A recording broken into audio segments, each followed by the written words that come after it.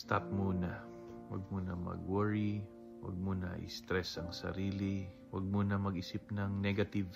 For now, take a pause and surrender everything to God. Pag sinabing surrender, hindi dahil natalo ka. Ang ibig lang sabihin, kailangan mo siya. Kailangan mo si Lord sa journey mo, sa mga struggles mo. Because you've been carrying it for too long. You have been bearing a heavy burden. Kaya now, take time to surrender. Taas mo sa Kanya lahat ng pain, lahat ng hurts, lahat ng mga mabibigat. Alam mo, kailangan talaga nating mag-stop muna para makago. Di ba ganun yun? Yung traffic light, may stop and go para umayos ang daloy. When you stop for a while and pray, you'll be able to reflect and you'll be able to gain back your strength.